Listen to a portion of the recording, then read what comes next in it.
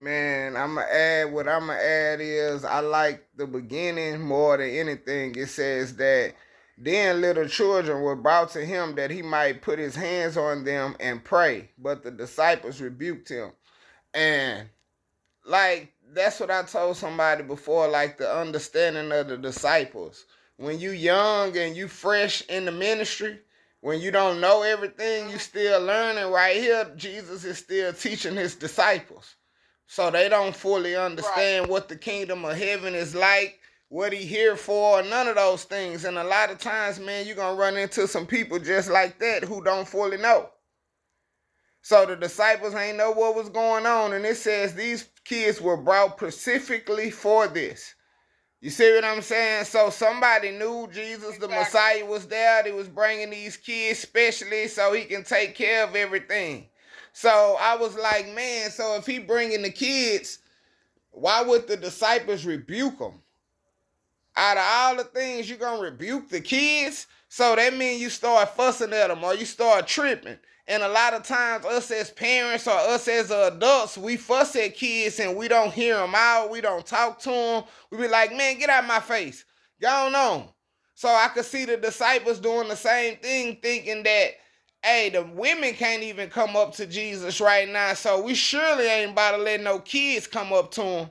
Like, you need to get with your parents and go on. So that's the mentality that the disciples had back then. So them bringing kids, just think about it right now. Somebody bring a bunch of bad kids to your church and they hollering and screaming and doing the most. You be like, man, somebody control them kids if they out of control. So you never really fully understand who's coming and who bringing their kids. You know, somebody be like, man, you can bring your grandbaby, Sister Lena, but we don't want baby to bring her kids. So it's a difference in the different types of kids that's coming, but the disciples were always protective.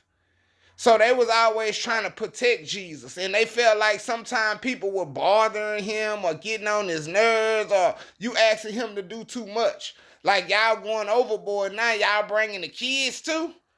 Like he done already prayed for all the men. He done already said a special prayer for the women. Now y'all bringing the kids? And he got to sit there and touch every last one of them?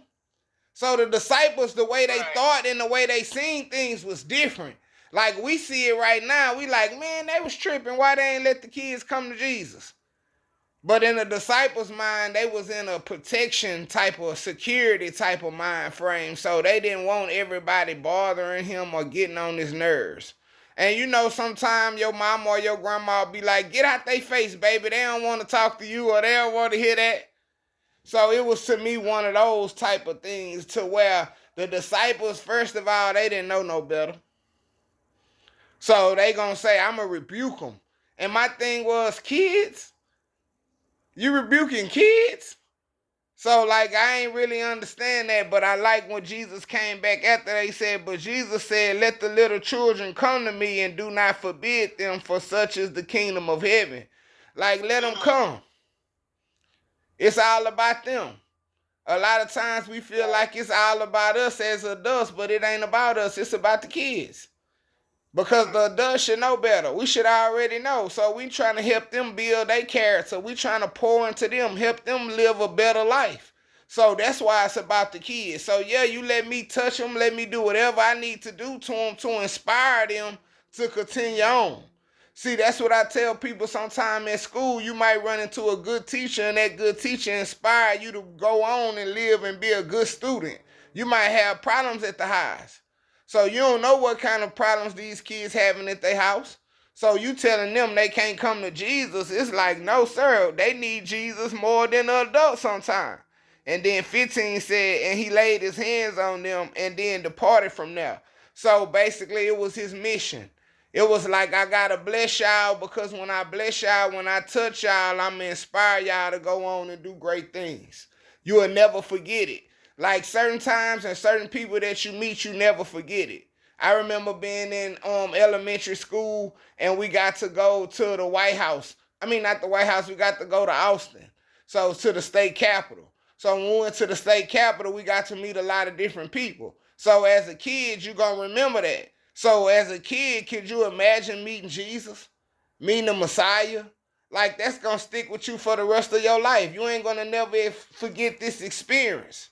And this experience is gonna make you become a better person. Amen. That's what I got.